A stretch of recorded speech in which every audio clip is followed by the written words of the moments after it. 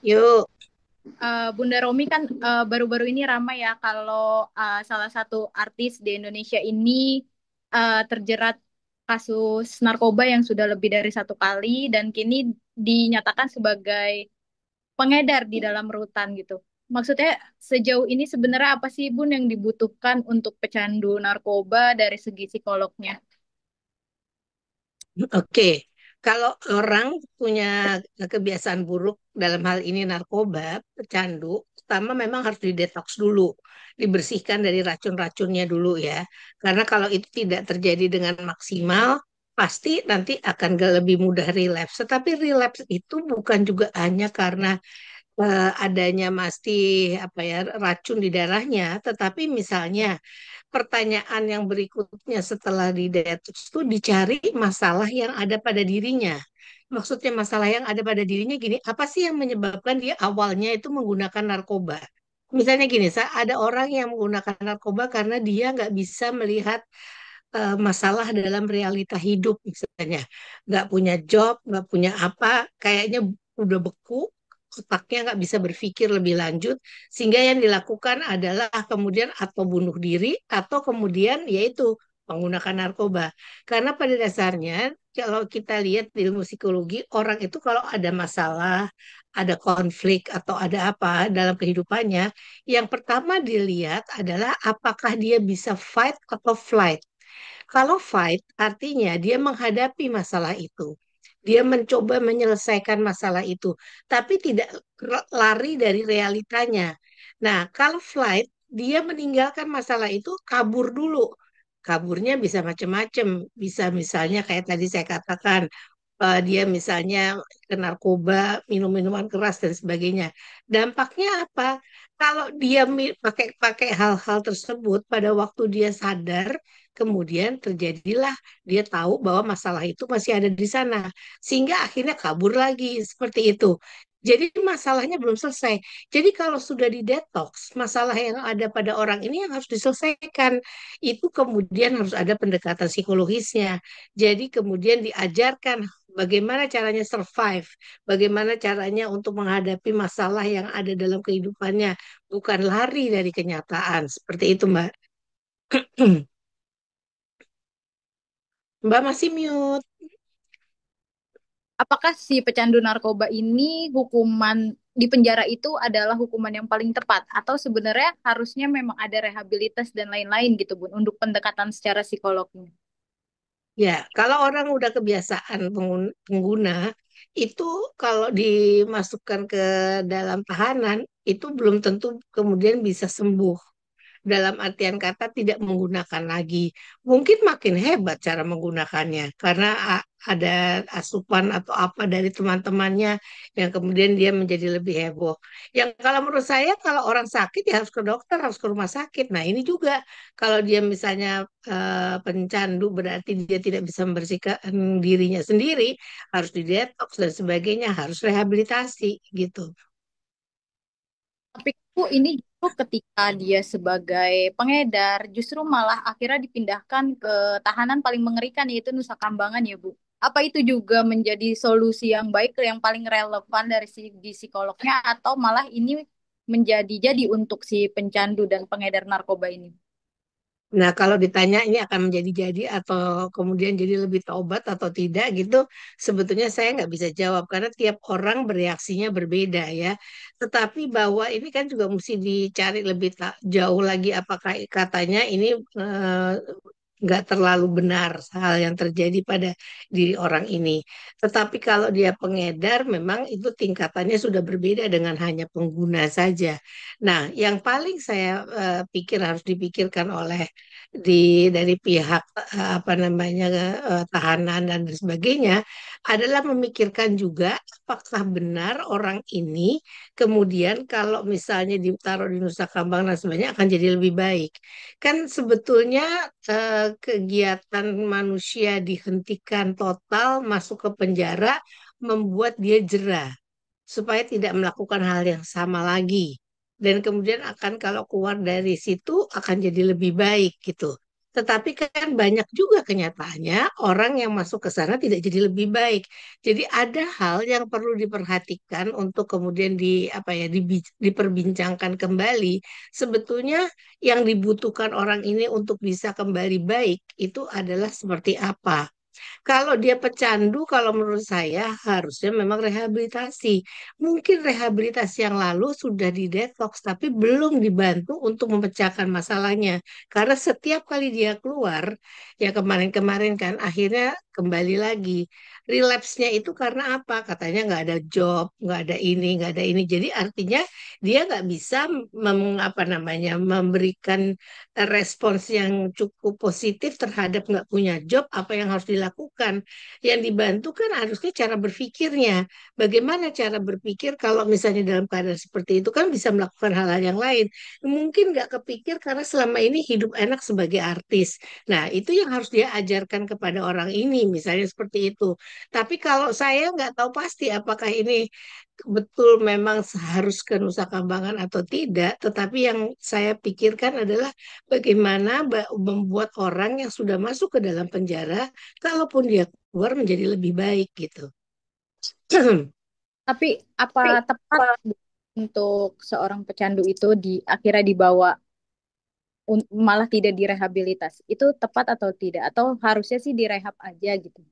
Nah, kalau menurut saya harus rehab yang total gitu. Kalaupun harus direhab yang total. Yang tadi saya bilang, kalau waktu itu belum tuntas, karena apa? Karena dia tetap masih punya masalah bagaimana cara memanage dirinya, itu yang harus diajarkan. Itu yang harus apa namanya, dibantu untuk bisa punya keahlian dalam hal tersebut gitu loh. Ini kan juga pada akhirnya berita ini tersebar luas di media sosial. Ini kan nantinya akan jadi jejak digital untuk kedua anak dari Amar Zoni sendiri ya Bu, ada laki dan perempuan. Itu juga akan terganggu ke Bu secara psikologinya untuk kedua anaknya ini dengan rekam jejak ayahnya seorang pecandu maupun pengedar narkoba sendiri.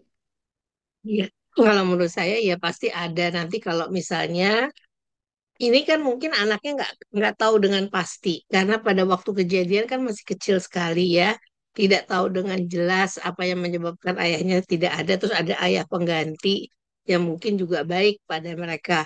Tetapi kalau apa namanya nanti di dalam dunia lain, ibaratnya di sekolahan, kemudian ada teman-temannya, nah teman-temannya itu mungkin pada waktu dia di SD misalnya kelas 3 atau kelas 4 tuh bisa aja dia bertanya.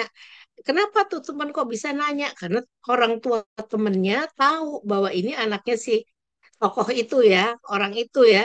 Sehingga si anak ini dibilangin, itu loh teman kamu sekelas tuh ada yang ayahnya ada di tahanan misalnya gitu. Lalu anak itu ditanya kepada si anaknya si AM ini.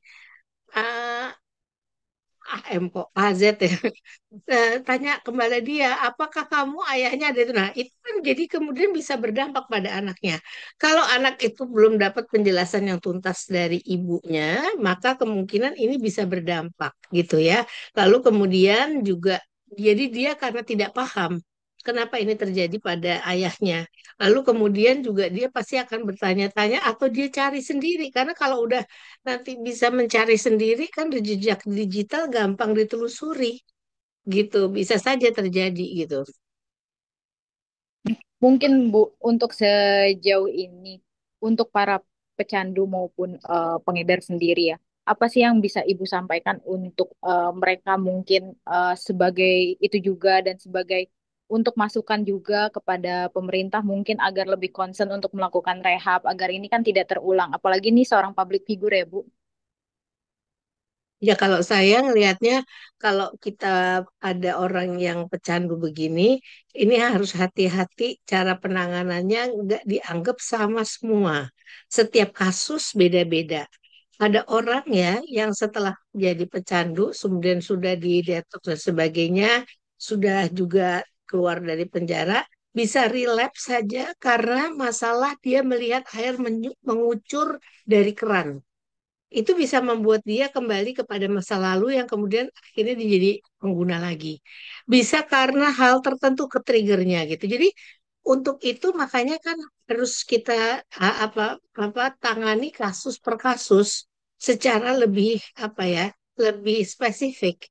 Jangan kemudian dianggap secara umum udah detox, detox semua udah beres selesai. Kemudian kembalikan ke penjara. Belum tentu itu selesai.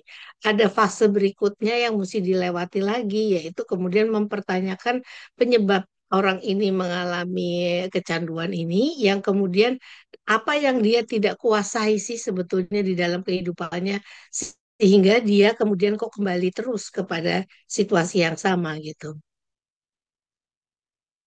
Apa ini juga kan tadi sempat juga menyatakan bahwa kalau ini tuh seperti apa ya, adanya tidak laku lagi di dunia entertainment gitu kan. Dan berbarengan dengan dia yang digugat cerai. Itu bisa berkaitan juga mungkin, Bu.